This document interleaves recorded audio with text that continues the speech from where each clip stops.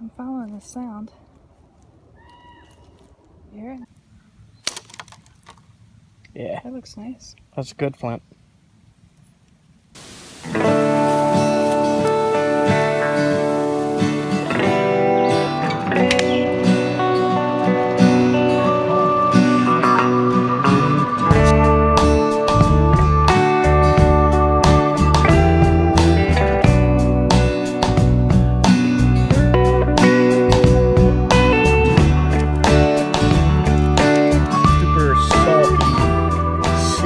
Thick bacon.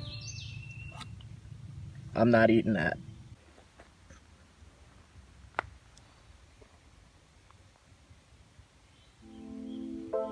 I think this will be good for a few days.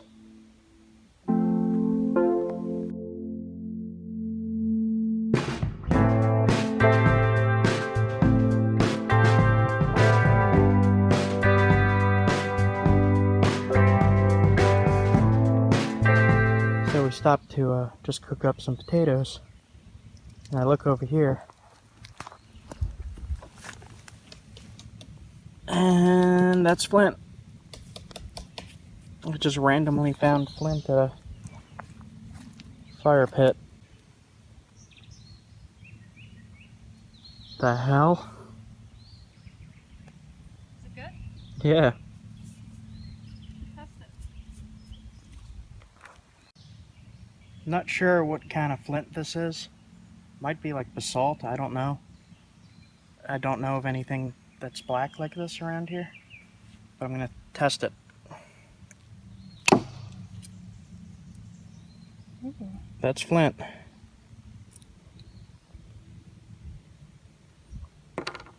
Do one more.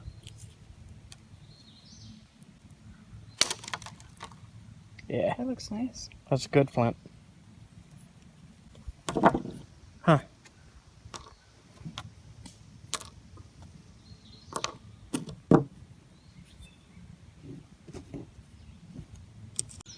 So, this is what good flint looks like. There's no arced edges or anything, so this is not an artifact.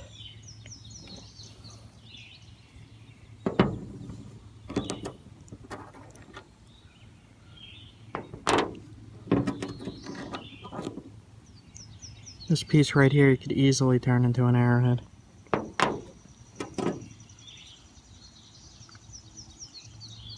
have no idea what kind of flint this is. I'll have to look into it.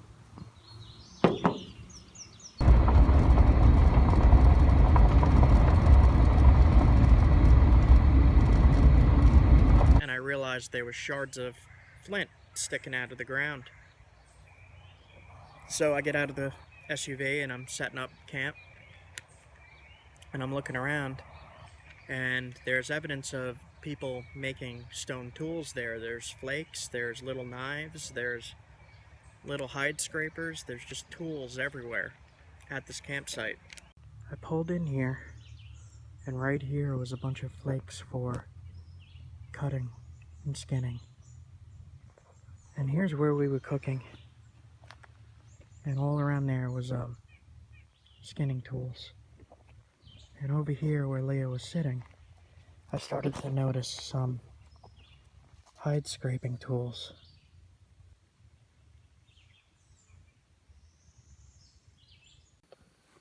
So here's the fire pit, and all of these are tools.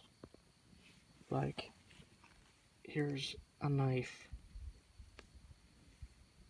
That's a knife.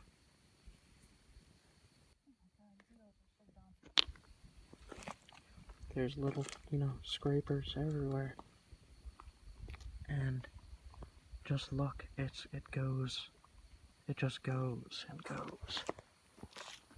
And we're literally sitting on these tools. I believe it's a type of RHYOLITE in North Carolina here. I did some research and I found that there was flint in the creek, and I got really excited because I've been looking for a fairly local source of flint that I could just, unlimited, without damaging anything, without messing up any archaeological sites, without, you know, completely being ethical. Just take it out of a creek or a river where it's, you know, rocks like this. So I get down there and I found one, and I busted it open, and it's junk. It's some of the toughest stuff I've ever worked. It's very coarse. It's very, you can't really, you can make cutting tools with it, but you can't do, from what the little bit I experimented with it, I did not like it. I wasn't able to get too much RHYOLITE. The stuff that I did get, I got maybe small pieces like that were decent. So I'm going to give you a little tip. Fire pit's soaking wet. I have a little bit of probably dry wood under the tarp.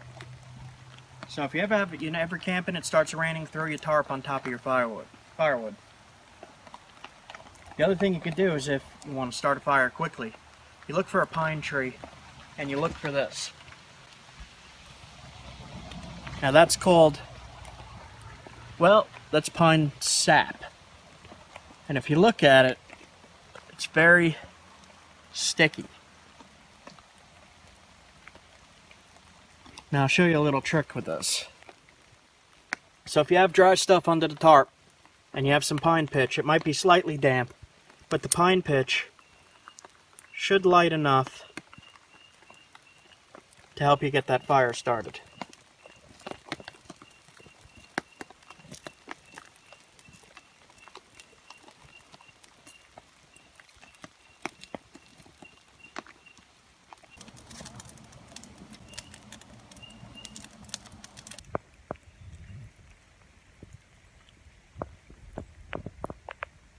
I have this arrow shaft carved out. Now what I'm going to do,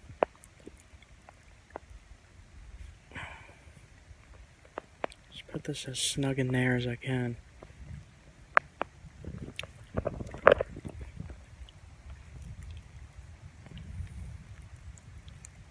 Make sure it's straight.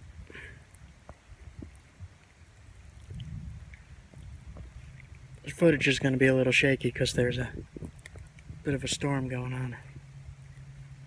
But my feathers are kind of wet.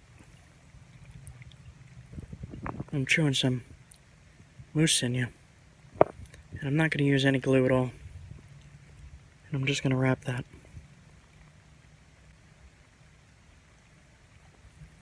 I'll show you what it looks like when I'm done with it, because I'm recording this with my hand.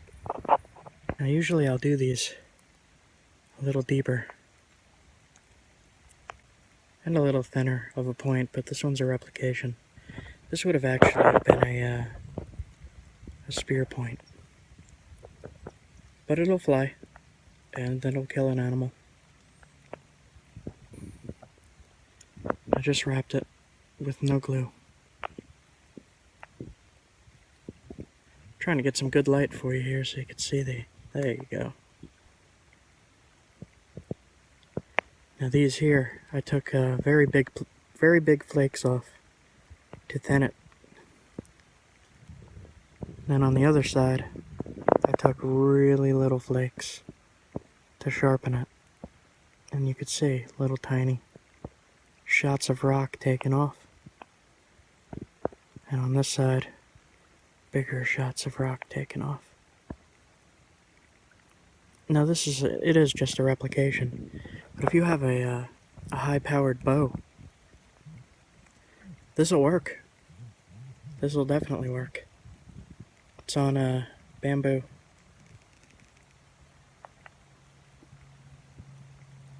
And like I said, it's a little wet. It's not going to dry for a while.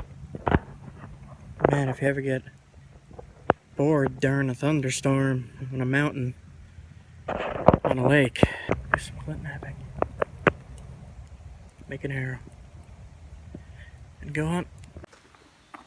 So I just wanted to test this RHYOLITE point that I made. Cut right through the sinew.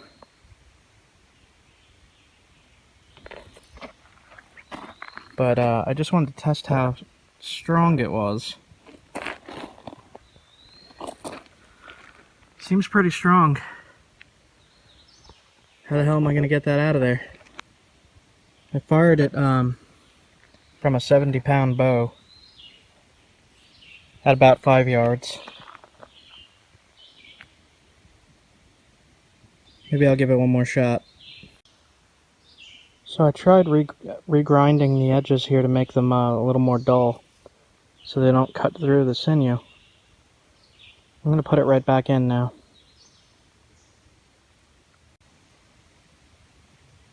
Alright, so I'm going to test the strength of this stone. It's RHYOLITE from North Carolina.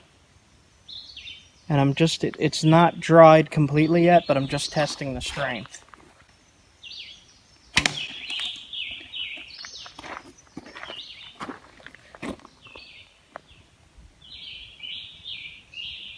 Alright, see how it did. That's in there.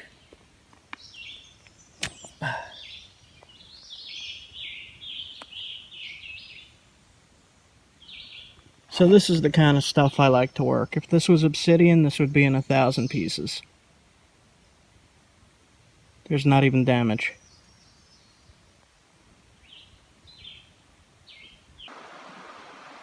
One of the things I like about this is I tie the foreshaft around the walking stick. Pretty much so that this is covered and you're just walking with this pointing down so you're safe. You have a walking stick, which is sturdy and good. And then if you need this added protection, you just pop it in. And then you have a spear that has like a 7-foot reach. And then if you don't need it, you just pop it back out and you have a walking stick. Tie it back on and you're good to go hike.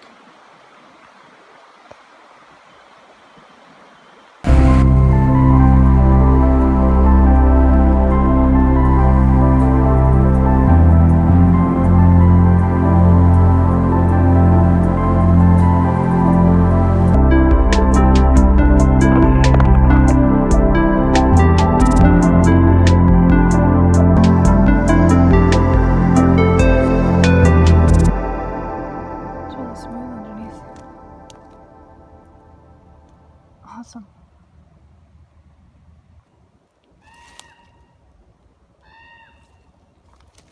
I'm gonna keep looking. Still looking for the source of that noise. I also found some Indian cucumber.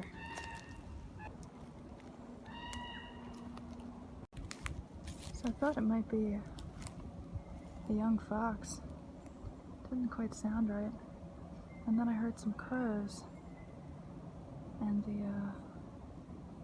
sound moved very quickly from over here to way over there. But what is this? Oh, there's a little spider. Let's see. Not a turkey tail. Toothed. I just stumbled across some lady slipper. Isn't that a wild looking flower? Look at that. There's another one. Another one up there.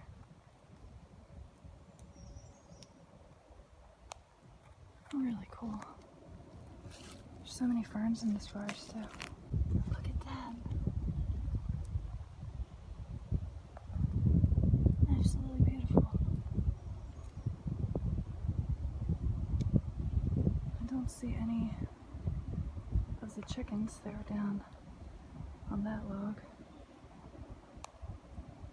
Just take the smaller one and dry it, and maybe that'll help some of the issues I've been having. It's thick too. It's fresh. There's an older one. I just popped off one. See how big it is. It's beautiful. It's probably all I'll need for the year. Thank you, Forest.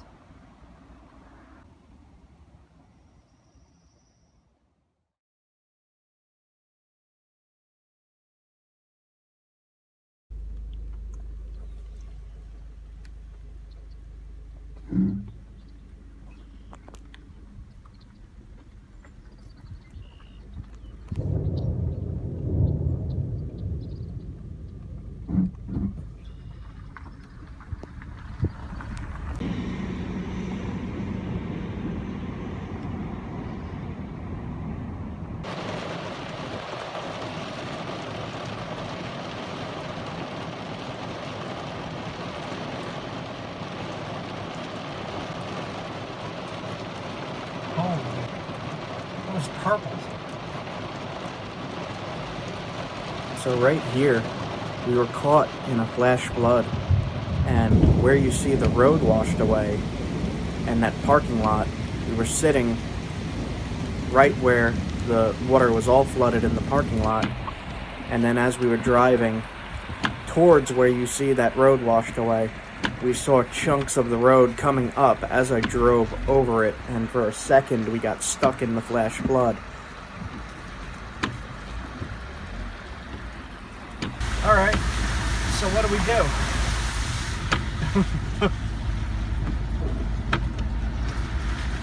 This guy, is this the same guy? And I peeled out and I got out of it, but if I would have been in there a second longer, it would have washed my car away. And you know, after this, I was like, okay, we'd better start to head back and regroup and prepare for our fall trip. Wow. Man, that was crazy.